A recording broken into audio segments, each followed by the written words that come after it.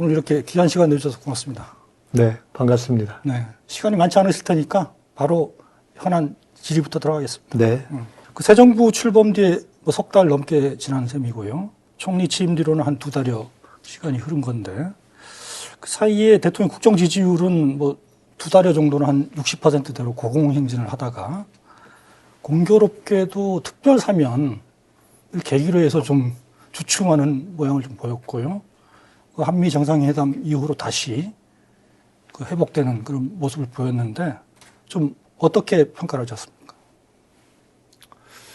뭐 지지율이라는 게 사실 올라갔다 내려갔다 하는 거 아니겠어요? 그렇죠. 그리고 이재명 대통령 본인이 생각하시는 지지율이라는 거는 사실은 본인은 결국은 제일 마지막 퇴임할 때 지지율이 중요한 게 아니냐라는 얘기를 몇 번 하시는 걸 들었어요. 그러니까 중간에 이러저런 등락에 너무 신경 안 쓰겠다. 라는 것이 기본 입장인 것으로 보고. 근데 그렇지만은 지금 말씀하신 대로 중간에 몇 번에 이제 좀 락이 있었죠. 그렇죠. 부침이 있었죠. 그런데 지금 한미 정상회담하고 가장 최근에 지금 지지율은 어쨌든 다시 60%대로 올라가서 취임 100일로 놓고 보면 역대 대통령 가운데 한 3위권 안에 든다고 나오는 것 같아요. 저는 이재명 대통령의 경우에 지지율이 비교적 이렇게 일정 범위를 유지할 가능성이 높지 않은가 이렇게 봅니다. 왜 그러냐면은 일단 실무적인 안정성이 있고 그다음에 정무적으로도 그렇게 급반전하는 스타일이 잘 아니라는 것이 이제 드러나고 있지 않습니까? 그래서 그런 여러 가지를 놓고 볼 때 종합해 본다면은 다소의 등락은 있었지만 비교적 현 시점에서 보면은 뭐 그리 나쁘지 않고 그 이유는 본인이 갖고 있는 어떤 성과지향의 행정력에 정치적인 안정성 이런 것들이 반영된 거 아닌가 싶습니다. 총리께서는 지난번에 좀 지지율이 하락세였을 때 그 극복 방안을 질문받고는 내란 극복 그리고 중도 실현 관점하에서 민생과 경제를 살리라는 뭐 두 가지 요구를 일관되게 실행하는 것밖에 없다 이런 말씀하셨는데요.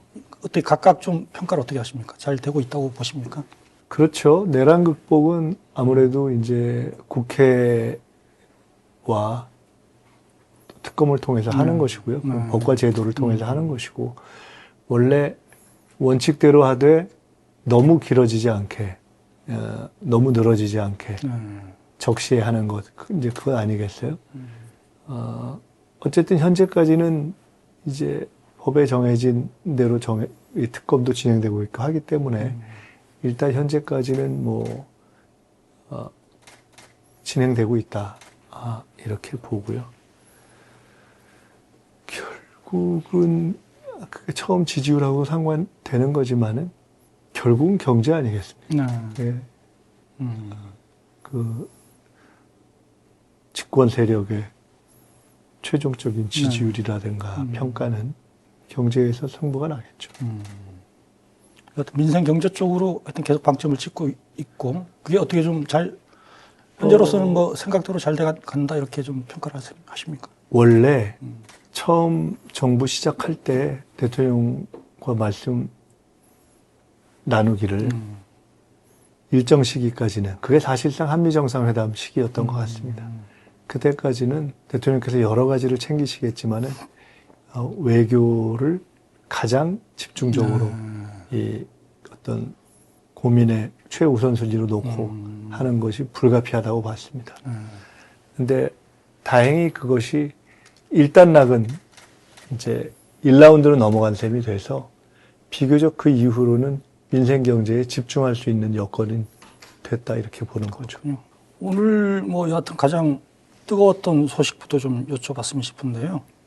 미국에서 우리 국민 300여 명이 불법 체류 혐의로 구금돼서 사실 국민들한테 큰 충격을 준 일이 있었는데 뭐 결국 자진 출국 형식으로 귀국하기로는 했지만 국민들 사이에서는 또 이런 일이 재발되면 어떡하나 뭐 이런 우려가 큰 것 같은데요.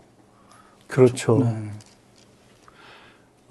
좀 더 이제 정확하게 확인하고 제도적인 점검을 해봐야 되겠지만은, 미국은 미국의 제도가 있고, 네. 또 우리는 우리가 해온 관행이라는 것이 있는데, 취업 비자와 또 방문 사이에 가지고 있는 간극이 있고, 그동안 이제 우리 기업들이 쭉 진행해온 관행이라는 것 사이에서 일단 제도적인 괴리가 하나 있었던 것 같습니다. 네. 이번에 그 미국 이민 당국에서의 그런 구금이 옳으냐 그르냐 또 그것이 우방 동맹으로서 적절하냐 아니냐 뭐 이런 것과는 별개로 네. 그런 어떤 제도적인 부정합, 괴리 네. 그 자체는 있다는 것이 확인된 것 같습니다. 그러니까 일단은 향후의 과제는 이런 일이 다시 발생하지 않도록 이미 지금 여러 가지 대안이 나오고 있는 것 같기 때문에 우리가 그거는 미국 측과 어차피 미국에 각종 투자를 하고 경제협력을 하려면 인적 교류가 불가피한데 그 안정적인 그 방문과 이동이 보장되지 않고 뭐 아무것도 할 수가 없잖아요. 그러면 그와 관련된 비자 문제는 이후에 제도적 대안으로 처리가 돼야 될 것 같습니다. 그렇지만 이제 남는 아쉬움은 있죠. 과연 그렇게까지 했어야 되는가? 또는 상당 기간 혹시 사전 통지하면서 시정할 수 있는 기회는 없었나? 그러니까요. 근데 그런 것들은 아직 다 확인된 것이 아니기 때문에 저희들이 풀어가면서 해결해야죠. 그런 부분 확인을 해서 좀 바꿀 부분이 있으면은 시정을 요구하고 뭐 이럴 계획이신 거죠? 미국이 미국 측에서 느끼는 이제 제도적인 자기들 제도에는 안 맞는 문제라고 생각한 거 아닙니까? 그렇지만 우리의 문제 제기를 받아들이고 자진 출국 형식으로 이렇게 조속히 풀기로 했다는 것은 어쨌든 과정상에 있어서 이러저러한 문제를 좀 가급적 갈등을 최소화하는 방향으로 풀자는 그러한 생각은 양쪽 다 있는 것이다라고 볼 수 있겠죠. 여하튼 이 국민들은 이 한미동맹 서로 믿음이 중요한 관계에서 이런 일이 벌어진 게 좀 특히 트럼프 시대에 들어서 벌어지고 있는 여러 미국의 좀 패권주의적인 행태와 함께 결부돼서 좀 더 충격적으로 받아들인 것 같아요. 저희로서는 한미 간의 당장 경제 협력을 강화해야 되는 시점에 나와 있는 문제이기 때문에 저희로서는 어쨌든 이 문제가 양국 간의 감정적 갈등으로 되지 않도록 다행히 지금 빨리 마무리했고 제도 개선으로 가야 되겠죠. 그래서 이런 일도 있고 해서 그런지 국민의힘에서는 뭐 한미 정상회담 자체가 좀 미흡하고 좀 미진했던 거 아니냐. 좀 성과를 좀 약간 깎아내리는 그 공세가 좀 강해졌습니다.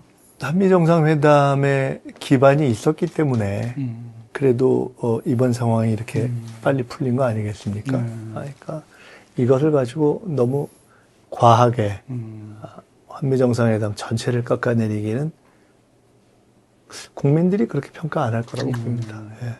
일반 국민들의 평가 기준에서 본다면은 여전히 사실은 이번 한미 정상회담 또는 관세 협상이라는 것 자체가 완전히 평평한 기반, 완전히 평등한 기반에서 출발했다기보다는 기본적으로 미국과 협상해야 되는 상대 국가가 일정한 불리함을 안고 시작하는 것이잖아요. 거기서 얼마나 그 불리함을 극복하느냐의 협상이었지 않습니까?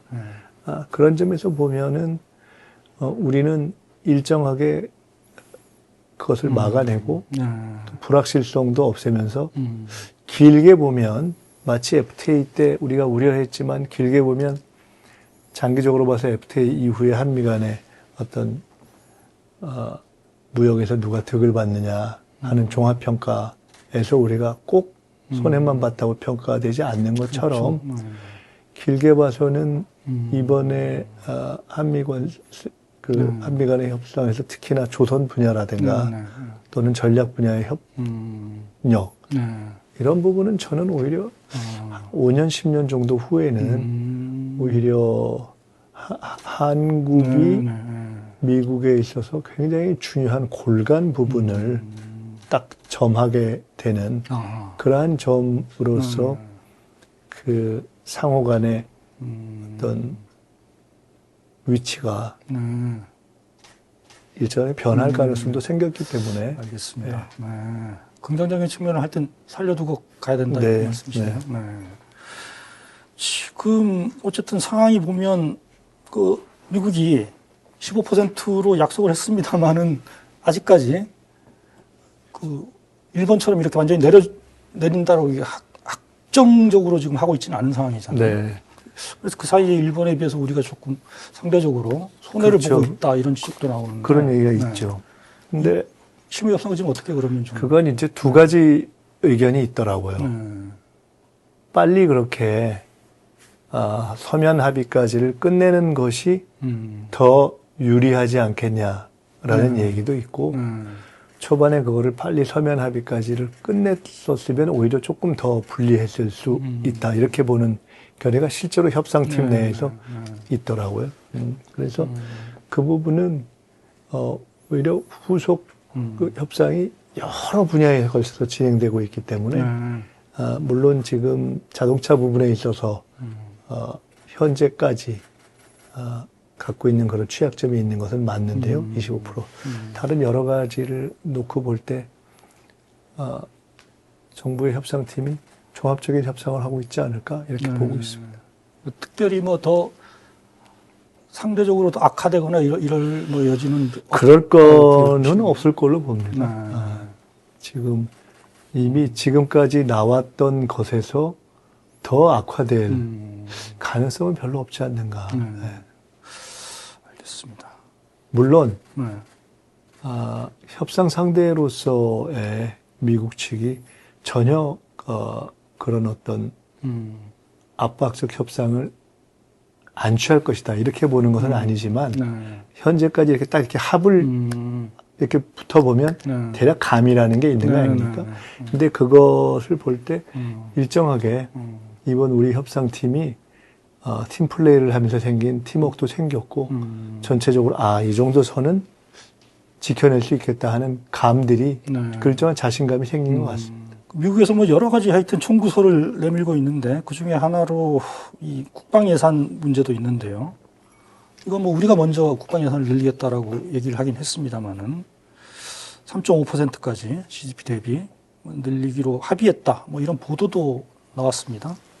내년 예산에 보면은 지금 2.4%로 돼 있는데 이렇게 단기간에 급격히 늘리는 게 그거는 이제 구체적으로 어느 시기까지 어떻게 하겠다는 것까지 확정된 건 아니기 때문에 그거는 우리 이제 국방부나 군 당국에서도 구체적인 시기를 어떻게 그거를 반영할 것인가까지는 이야기를 안 하고 있습니다. 근데 그렇지만 뭐 우리가 어차피 해야 할 장병 복무 개선이라든가 드론 관련한 거라든가 뭐 AI라든가 이런 군의 과학화, 강군화, 현대화, 그리고 전자권 전환에 대비한 여러 가지 조치 이런 등등을 준비를 하고 있는 것이기 때문에 그런 부분에 대해서는 저희들이 일정대로 이렇게 해나가면 될 것 같습니다. 그러니까 뭐 미국의 압박 때문에 이걸 좀 빨리 한다라든가 이런 상황은 아니다 이렇게 보면 되는 겁니까? 일단 현재로서는 구체적인 그 시기를 언제까지 어떻게 하겠다 라고 이야기한 것은 뭐 그런 부분은 확인하지 않고 확인되지 않았습니다. 대략적으로라도 뭐 몇 년까지 한다 이거. 네, 그런 건 없으니까요. 그래서 아마 우리 국방위원회에서 그 국방부 측에서 답을 하면서도 시기에 대해서는 조금 유연성을 두고 대답한 것으로 알고 있습니다. 알겠습니다. 야당에 대해서 좀 여쭤보겠습니다. 이 장동혁 국민의힘 대표 당선 1승으로 우파 시민들과 연대해서 이재명 정권 끌어내리겠다. 이런 말씀에서 사실 좀 많은 국민들이 좀 놀라움을 갖게 했는데요. 우리 총리님께서는 이 얘기 듣고 어떤 느낌이 좀 드셨습니까? 글쎄요, 뭐 그런 얘기가 그렇게 현실적인 울림을 갖기는 좀 어려운 국면 아닙니까? 그렇기 때문에 전당대회 직후에 여러 가지 열띤 분위기에서 하신 말씀 아닐까 이렇게 생각이 들고요. 오늘 여야 지도자 회담 그것도 그렇고 저도 국회 장동혁 대표를 찾아가서 그렇죠. 인사도 하고 같이 이야기도 하고 했지만은 그 비교적 차분하게 그 대화를 통해서 문제를 풀려는 그런 마음가짐이라든가 표현 이런 것들을 또 그때는 하시더라고요. 그래서 저는 뭐 그것은 그 시점에 하신 말씀 아닐까 이렇게 생각도 하고 또 기대도 합니다. 그렇군요. 대화가 좀 되겠다라는 생각이 좀 드셨던 모양이죠? 아니 이제 현실적으로 대화를 해야죠. 그 최근 시사저널 조사에서 이 대통령에게 가장 크게 영향력을 미치는 인물 1등에 지금 오르셨거든요.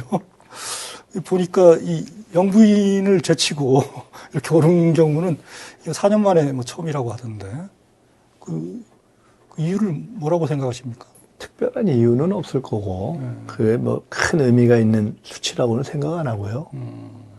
그냥 요 시점에서 인지도 뭐 그런 게 그냥 총리니까 보통 그러니까 총리니까 그렇겠지 뭐 이 정도 생각하시는 거 아닐까 싶습니다. 그런 거 뭐 변화할 수 있잖아요. 근데 뭐 총리가 역대로 이렇게 높은 순위를 받은 경우는 많지 않은 것 같더라고요. 좀 뭐 케미가 좀 잘 맞는다 이런 느낌도 사실 주는 게 사실인 것 같고요. 이 대통령과는 어떻게 자주 좀 소통을 하시나요? 네, 아무래도 뭐 국무회의에서 기본 뵙고 또 월요일 날마다 이제 주례 보고 회동이 있고 일단 그게 기본이죠. 그렇죠. 주례 기본이 있고 그 외에도 이러저런 회의 같은 걸로 공식적으로 만날 때도 있고 또 그런 때 이제 만나면은 아무래도 또 자연스럽게 비공식적인 만남으로 뭐 이어져서 이야기를 할 경우도 있고 그러니까요. 네. 뭐 같이 막걸리 한잔 한다든가 뭐 그런 기회도 좀 가지시나요? 대통령 술을 요새 안 하시는 것 같은데, 그런데 네. 식사 자리는 있죠. 저희들이 뭐 식사 자리 저번에 뭐 국회의장님하고 같이 해서 그렇게 비서실장에서 4시 같이 식사한 적도 있고. 뭐 예전에 이제 문재인 정부 때는 그 총리랑 같이 뭐 막걸리 회동했다 이런 게 좀 화제도 되고 해서 가지고 한번 여쭤봤습니다. 대통령은 막걸리는 별로 안 좋아하시는 것 같은데. 그래요? 이 경주 에이펙 지금 준비를 맡고 계신데요. 그 트럼프, 시진핑 주석 다 참석하는 걸로 보면 되나요? 현재까지는 가능성이 높다고 봐야 되겠죠. 예, 트럼프 대통령도 그런 희망을 보였고, 시진핑 주석도 내년에 에이펙 개최하거든요. 그렇죠. 그러니까 특별히 참석 안 하실 이유가 없지 않는가.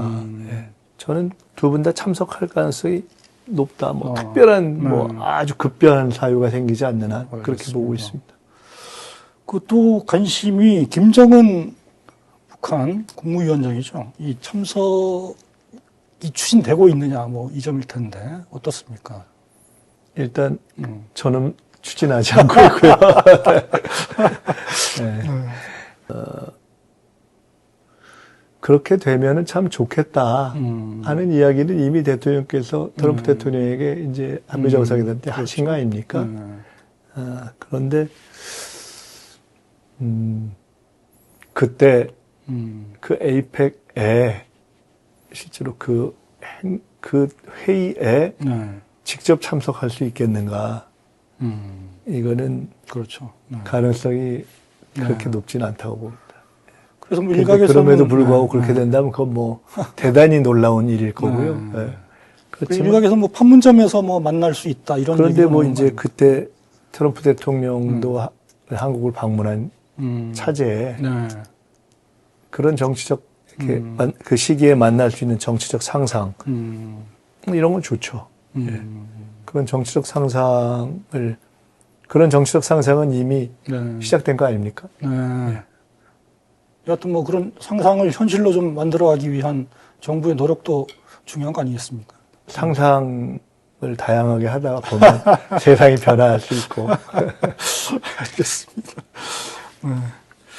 그 정부조직법 개편안이 확정이 됐습니다. 여기 보면 이제 검찰청을 결국 공소청으로 바꾸고 중수청을 행안부 산하에 두는 방안이 됐는데요. 그동안 뭐 이거 두고 좀 정부 안에서도 설랑설레가 좀 있었던 것 같은데 이렇게 된 데에 대해서는 뭐 어떻게 보십니까? 법리나 원칙상으로는 이것이 옳다 저것이 옳다 다 일리가 있고요. 어느 쪽도 다 일정한 논거가 있다고 생각합니다. 행안부 산하에 두는 거는 수사기관은 다 행안부 산하에 두는 것이 그렇죠. 좋다라는 논거가 기본적으로 작동하는 것이고 그리고 이제 나머지는 일정한 역사적인 어떤 상황이 반영되는 걸 텐데 검찰을 종래와 같은 어떤 틀에서 해체해야 된다라는 그런 국민적인 요구와 그리고 법무부 자체가 검찰화되어 있는 것이 아니냐.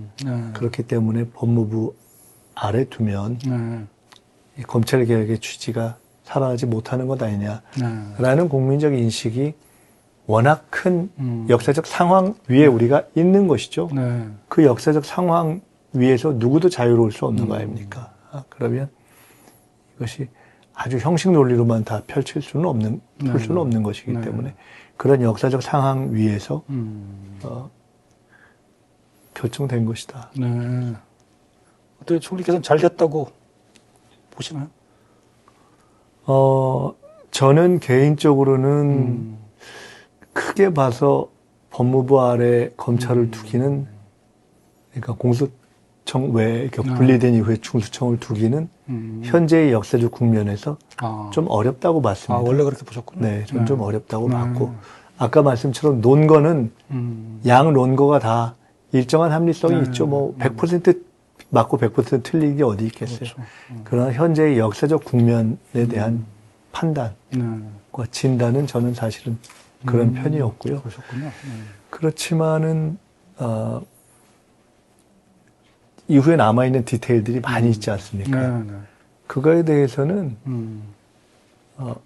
그야말로 저도 이번에 많이 들었습니다마는 수사 절차, 수사 기술, 수사 실무, 그 다음에 이 수사가 지연돼서 오히려 고통받는 어떤 국민들이 있다. 그걸로 어려움을 겪는다.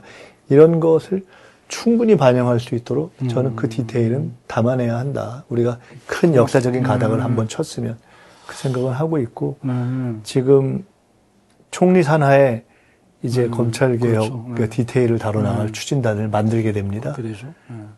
1년 안에 이제 그것을 다 법안으로 또 수많은 시행령으로 연결시킬 작업들을 해야 되는데 그 작업에 있어서는 아주 꼼꼼하게 하려고 합니다. 그렇군요. 그 관련해서 이제 좀 더 여쭤보면은 국가수사위원회에 대해서 지난번 첫 기자간담회에서 이걸 과연 총리 산하에 둬야 되는지 확신이 아직 없다. 이런 취지의 말씀하셨고, 검찰 보안수사권도 공론 영역에 못 오를 건 없다. 이렇게 말씀하셨거든요. 네. 지금 말씀하신 것과 다 맥이 닿는 이야기일 텐데, 지금도 같은 생각이신지. 네, 제가 원래 총리 산하에 중수청을 두는 게 어떠냐 하는 의견들이 있었지 않습니까? 근데, 결국, 이제, 실현 가능성과 행정적인 지속 가능성이라는 것이 중요하기 때문에 저는 총리 산하에 위원회를 두고 그 위원회에서 중수청과 같은 대규모의 수사기구를 실질적으로 지휘하거나 관리한다는 것이 가능하겠는가. 옥상옥이 아닌가. 큰 의미도 없는 옥상옥이 되는 거 아닌가. 그때 말씀하신 건 그러면은 국수위도 있고 중수청도 있는 그런 건 바람직하지 않다 이런 말씀이신 그런 건가요? 거였습니다. 예, 그게 이제 그 당시에 초기에 제기됐던 것이 그런 아니었으니까요. 그런 국수위를 해서 거기서 수사기관 간의 업무 조정을 하는 그런 국수위가 처음에 제기됐었으니까요. 그런 안이 원래는 원안 중에 유력한 안으로 있었죠. 예, 근데 그거에 대해서 저는 그렇게 좀 긍정적이지 않았다는 말씀을 드리는 것이고, 보안 수사 문제에 대해서는 저는 수사 기소를 분리할 때 어찌 보면은 경찰 단위, 그러니까 수사기관, 중수청 단위에서 수사를 다 하고 거기서 완전히 이제 다 끝내버리게 하는 것은 어찌 보면은 사실상 수사뿐만이 아니라 기소 불기소까지를 결정하게 하는 권한을 주는 역의 그런 측면이 또 있지 않습니까? 그런 측면에서의 지적에 대해서도 일리가 있다는 생각도 한편 들고 또 실제로 수사가 부족하거나 할 때 보안 수사를 해야 한다거나 또는 적어도 직접 보안 수사는 안 하더라도 이런 거는 좀 보완돼야 되지 않는가? 라고 보안 수사를 요구할 수 있는 권한. 요구권이 현재도 있죠. 그러니까요. 예.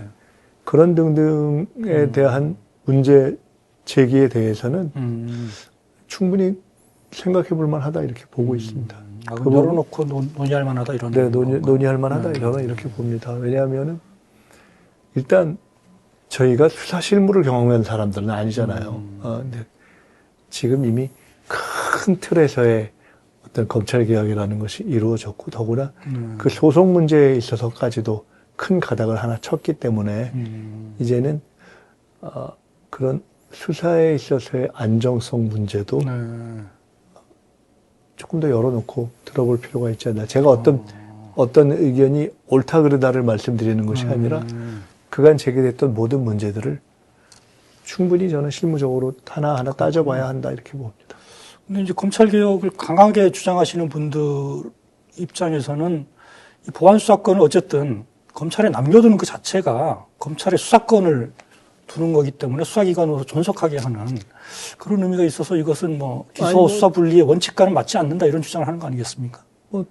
저도 그래서 제가 보안 수사보다는 보안 수사 요구권 정도로 말씀을 드렸지 않습니까? 그렇지만은 일단 저는 그 정도의 생각을 개인적으로는 가지고 있지만은 지금은 사실 더구나 총리 산하에 검찰개혁 추진단이 이제 만들어져서 논의를 해야 될 시점이기 때문에 제가 사실 개인적인 판단이 어떻다고 이야기하는 것은 의미도 없고 또 사실은 하면 안 되죠.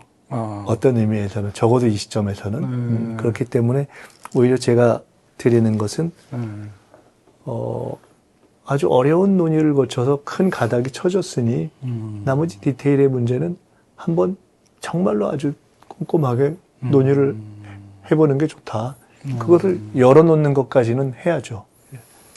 그러니까 시간도 있고. 열어놓는 대상이 그러니까 어쨌든 보안 수사권까지 포함해서 하여튼 아니 저는 뭐 열어놓는 것에는 모든 저 디테일은 다 열어놓고 얘기할 수 있다고 봅니다. 그렇군요. 알겠습니다. 그 좀 전에 말씀하셨던 국가수사위원회 이게 그러면은 지금은 어쨌든 중수청이 행안부로 간 거지 않습니까? 제가 말씀드렸지만은 크게는 이렇게 되면서 보안 수사를 해야 한다는 것에 대해서는 상대적으로 목소리가 낮아져 있는 상황이라는 것은 뭐 우리가 이미 인지하고 있는 것이고 그렇지만 거기서 갖고 있는 문제 의식이 있을 테니까 그런 문제 의식들을 다 담아서 저는 이렇게 이슈를 쭉 정리해보는 과정이 필요하다고 봅니다. 이 국가수사위원회는 그러면 지금은 어쨌든 중수청은 행안부로 가는 걸로 된 마당이니까 이거를 뭐 총리실 산하에 두는 것 자체에 대해서는 지금 어떻게 좀 보세요? 지금은 뭐 현재로서는 그 생각은 별로 하고 있지 않습니다. 그건 뭐 그냥 두는 걸로 좀 이해를 하면 됩니까? 아니면 그것도 아니, 논의가 좀 필요한 건가요? 그렇죠. 그 자체도 국가수사위원회라는 형태로 하여튼 뭘 만들어 갈 건가에 대해서는 좀 논의가 필요하다 이렇게 보시는 거네요. 네, 현재로서는 뭐 별로 그런 생각은 하고 있지는 않습니다. 저는. 그러면은 이 수사기관 간에 이 뭐 조정이나 이런 거를 어떤 형식으로 좀 국가수사위원회가 아니면 그러니까 그런 부분을 포함한 논의를 이제 해야죠. 아, 예. 그런 디테일들이 다 네. 이제 디테일의 영역에 넘어가 있는 겁니다. 국수위로 꼭 갈 필요는 없는 거다라는 생각을 갖고 계신 거고, 네. 어떤 형태로든 좀 논의를 해서 만들어 가야 된다. 이런 생각이시군요. 그 알겠습니다. 어떻게 각종 조정을 할 것인가 이런 것도 조정을 하고 또 그걸 어디에 규정을 하고 하는 과정이 필요하지 않겠습니까? 예. 그러니까 이게 실제로 들어가면은 굉장히 많은 쟁점들이 그렇죠. 네. 있을 걸로 예상됩니다. 이번에 역시 정부 조직간 개편에서 기획예산처가 신설되면서 총리실 밑으로 왔는데, 총리 산하로 왔는데, 역대 총리가 이렇게 기획예산권까지 이렇게 아우르는 경우는 없었던 것 같거든요. 뭐 그렇다고 해서 특별히 뭐 총리가 더 막 총리의 권한이나 기능이 더 강화되고 뭐 이런 거는 아니에요. 왜냐하면은 총리는 어차피 대통령의 명을 받아서 각 부를 통할하기 때문에 그 굳이 따진다면은 기획예산처뿐만 아니라 여전히 있는 모든 부처가 저 총리가 통할할 수 있는 그런 부분에 있는 것이고 그것은 오히려 그냥 예를 들어 지식재산처, 재산처, 또 통계처를 데이터처 이렇게 바꿨는데 그런 등등도 배속이 되기는 하고 총리 밑에 또 과거가 아니라 현재도 식약처 같은 게 있죠. 근데 그렇다고 해서 식약처의 일상 업무를 총리가 무슨 지휘하거나 관할하거나 그렇지는 않습니다. 네. 그거는 그냥 정부 조직의 편제의 편의상 그렇게 했다. 이렇게 이해해 주시면 될 것 같아요. 총리가 뭐 특별히 더 세지는 거 없어요. 아, 그래요? 네. 그래도 뭐 일각에서는 한때 노무현 정부 때 그 이해찬 총리처럼 정말 그 책임 총리 형태로 가는 거 아닌가? 그거를 보여주는 어떤 상징적인 조처 아니냐? 뭐 이렇게도 보는 것 같아요. 이번 정부 조직 개편에서 특별히 뭐 그런 의미를 찾기보다는 그것은 오히려 이제 기재부에서 어떤 기획 기능하고 재정경제정책을 잘 분리한다라는 것에 초점을 두는 것이 맞고 그 과거에도 그렇게 해서 기획예산처가 분리되었던 적이 있죠. 있었죠. 예. 잘 알겠습니다. 이 한덕수 국무총리가 전 총리죠. 결국 내란숙의 방조 뭐 이런 혐의로 해서 불구속 기소가 됐는데 우리 제일 먼저 그 계엄을 예상하시고 내란 척결을 외쳐오신 분으로서 그 느낌이 좀 남다를 것 같기도 합니다.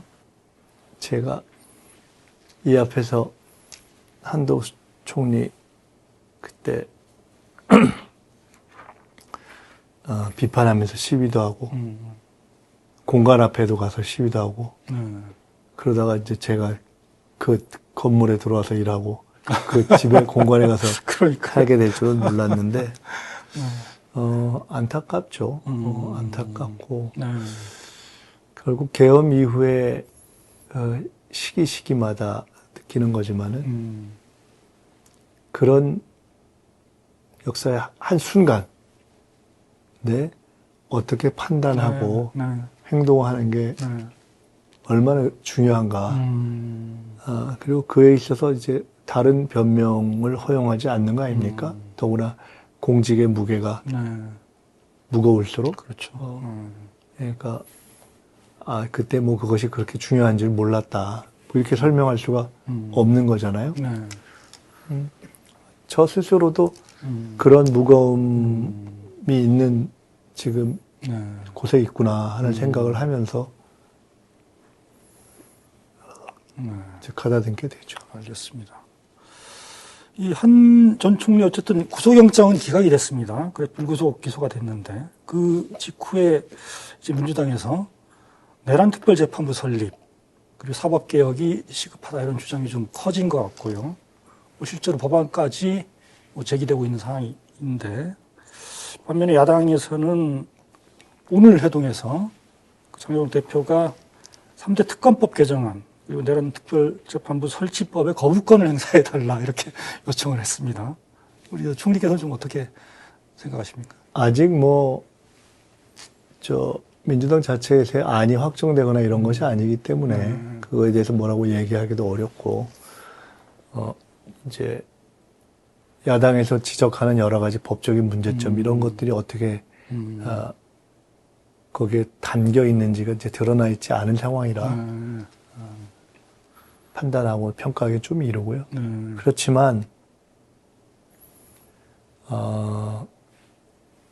현재의 그 사법부가 내란 과정에서 굉장히 여러 번 국민의 어떤 기대라든가 신뢰라든가 이런 것에 부응하지 못했지 않습니까?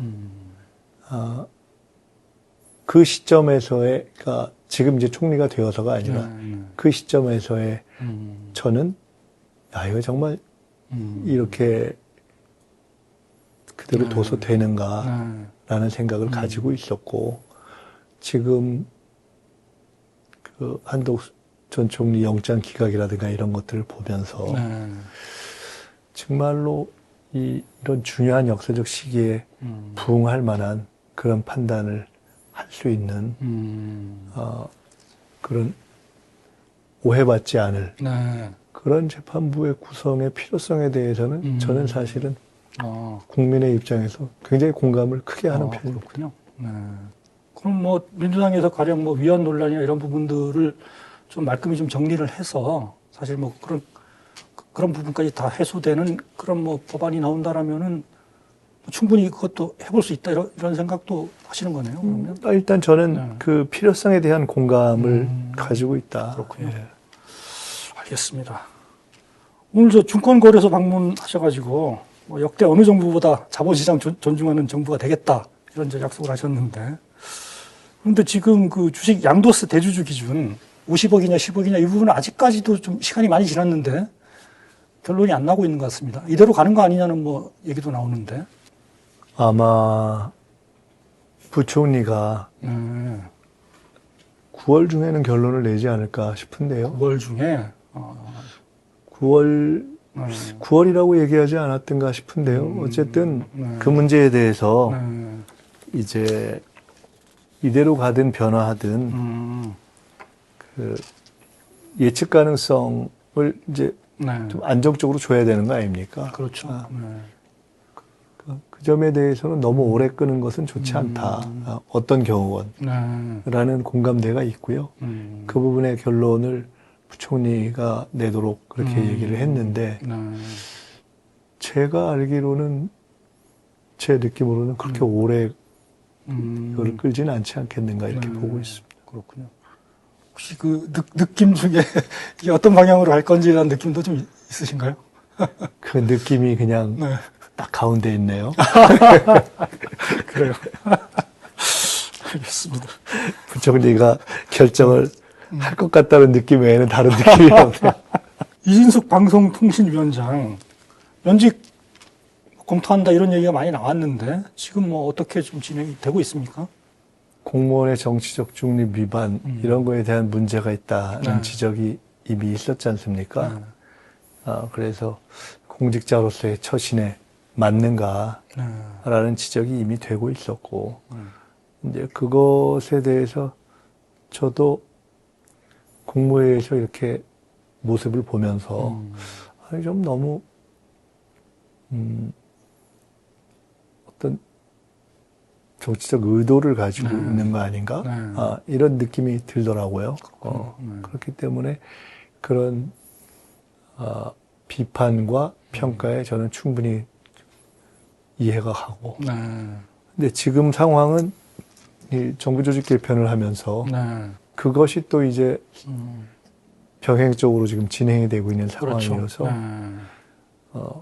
그건 이미 이제 저희가 당정대에서 합의를 해서 진행을 하기로 한 것이기 때문에 그것이 진행이 되면은 뭐 꼭 그것을 이진숙 방통위원장의 칙 여부를 염두에 둔 것은 아니지만은 뭐 그 차원에서도 그렇군요. 예, 좀 변화가 있지 않겠나. 자연스럽게 정리될 수 있다 이렇게 보시는 거네요. 그러면 뭐 변화가 될 수 있지 않겠나 이렇게 보고 있습니다. 알겠습니다. 여전히 뭐 이진숙 위원장 말고도 윤 정권에서 임명된 기관장들이 많이 남아 있고 특히 그 내란 이후에 권한대행 시절에 임명된 알박기 인사들도 상당수가 있지 않습니까? 이 굉장히 좀 국정에 좀 부담을 주는 요인일 수도 있을 것 같은데 어떻게 좀 풀어 나가실 계획이신지. 대통령하고 공공기관장 임기를 맞추는 게 좋다. 네. 그 맞는 것 같고요.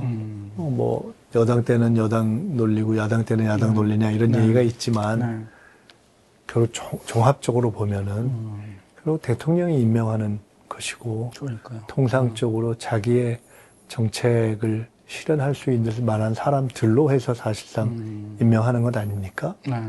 그렇기 때문에 그렇게 하는 것이 더 취지에 맞는다라는 생각이 들어서 일단은 지금 거론되고 있거나 또는 추진되고 있는 이런 법들이 네. 좀 정리가 돼서 일단 입법되는 것이 우선이다 이렇게 그렇군요. 봅니다. 네. 현재 있는 분들을 어떻게 할 것인가 하는 것은 그런 이제 입법이 진행되고 그런 과정 속에서 네. 조금 다시 논의하는 게 좋겠다고 보고요. 근데 사실은 정치적으로나 도의적으로 따지면은 특히나 내란 과정에서 막판에 네. 그렇게 정식으로 선출된 대통령도 아닌데 네. 알박기 하듯이 했던 부분들은 진짜 어떠한 정당성도 없다고 봐야 되는 거 아니겠습니까? 네. 그런 것을 따른 각자의 어떤 자율적 판단이 좀 네. 우선이 아닌가 이렇게 생각합니다. 이 대통령께서는 산재 대처, 여기에 역대 어떤 대통령보다도 사실 큰 관심을 쏟고 계신 걸로 보이고요. 우리 총리께서도 거기에 대한 공감대가 있을 것 같은데, 좀, 어떤 각오로 좀 이 문제에 임하실 건지 말씀 좀 해주시면 어떻습니까? 이번에 산재 문제에 대한 대통령의 접근은 굉장히 독특한 의미가 있다고 생각합니다. 그러니까 그야말로 지속적인 문제 제기를 통해서 네. 대통령이 우리 사회에서 어떻게 보면은 중요하지만 별로 안 다뤄지던 문제를 일종의 사회적인 공론의 영역으로 아젠다로 올려낸 네. 그러니까 대통령 리더십 가운데 의제 제기 네. 기능을 네. 가장 대표적으로 발휘한 케이스가 아닌가 싶어요. 네. 사실은 그렇게 대통령이 쭉 지속적으로 제기하지 않았다면 이 문제가 다들 중요하다고 생각했지만 그렇죠. 이 정도까지 네. 네. 이 공론과 실행의 영역에 올라오긴 좀 어렵지 않겠습니까? 그 점에서 첫째는 그만치 이것은 그냥 한 번 하고 말 것이 아니라 강력하고 또 지속성을 가지고 네. 그냥 한 번 이야기하고 말 것이 아니라 또 일정한 제도의 영역으로 넘어가서 네. 지속될 것이다. 라는 것이 가장 큰 차이인 것 같습니다. 그냥 뭐 과징금을 강화하고 처벌을 강화하고 이 수준뿐만 아니라 네. 그런 잘못되었을 때의 제재라든가 이런 것을 얼마나 총체적이고 다면적으로 할 것인가.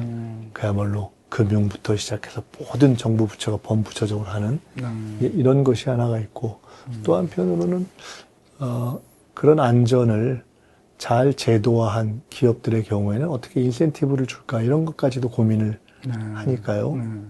그리고 이제 동시에 거기에 나아가서 이것을 구조의 문제로서 어떤 하청이라든가 이런 문제를 결국은 근본적으로 해결해야 되는 면이 있지 않습니까? 그렇군요. 그래서 이번 그 산재 문제에 대한 접근은 아마 역대 정부 가운데 가장 종합적이고 강력하고 지속적일 것이라는 점에서의 차이가 있지 않겠는가 이렇게 봅니다. 알겠습니다. 집값 부동산 관련해서 정부가 이제 대책을 내놨지 않습니까? 네, 공급 대책도 내놓고 각종 금융 대책도 내놨는데 일부에서는 이게 LH 너무 중심으로 좀 짜여져서 민간 쪽에 참여에 대한 인센티브랄까 이런 게 좀 부족한 것 아니냐 뭐 이런 좀 지적들을 하고 있는 것 같습니다. 어떻게 좀 그 부분은 그 부분대로 또 보완돼야 될 영역이라고 보고요. 네. 근데 이제 이번에 제일 큰 주안점은 실제로 발표는 많이 해도 이게 손에 딱 잡히는 시기 안에 실제로 실행되는 것이 아닌 비전, 그러니까 실제 실행 계획이라기보다는 주로 비전으로 발표되어 온 것들과 달리 네. 실행할 수 있는 것으로서의 계획을 발표하자라는 점에 가장 큰 차이가 있는 것이 아니냐. 그게 흔히 목표에 있어서 착공 기준으로 이거를 이제 목표를 착공을 하면 곧 이제 분양하고 또 일정 기간이 지나면 준공이 되는 거니까 그렇죠. 그 숫자에 있어서의 실질성을 강화하자는 면이 있는 것이고 또 어쨌든 민간의 인센티브를 두는 문제는 그것이 필요한 것이지만 시중의 경기나 이런 것들에 따라서 민간은 또 하다가 영 아니다 싶으면 또 이렇게 덮어두고 이런 것이 있지 않습니까? 근데 어쨌든 LH가 책임을 지고 이제는 그냥 땅을 파는 것이 아니라 실제로 이거를 시행을 책임지게 한다라는 점이 있는 것이고. 그러니까 거기서 지금 제시한 숫자들이 연 27만씩 135년에 135만인가? 뭐 이렇게 되지 않습니까? 수도권에만 그런 거죠. 네, 실제 수도권 다 해서. 일단 그 실행성을 확실하게 하면서 나머지 대책들을 이후에 보완해 나간다는 일단 큰 정책의 주안점을 어디에 둘 것인가 하는 일단 그 차이를 명료하게 하는 것이 중요할 것 같습니다. 아까 말씀하신 설명을 지금 굉장히 잘 해주셨는데요. 아니 사실 오늘 어제 발표하고 오늘 보도에 나온 것만 봐서는 지금과 같은 그런 의미까지는 담기지가 않았던 것 같은데 지금 말씀하신 게 들으니까 좀 어떤 의미였는지. 네, 고맙습니다. 아이고, 귀한 시간. 고맙습니다. 네.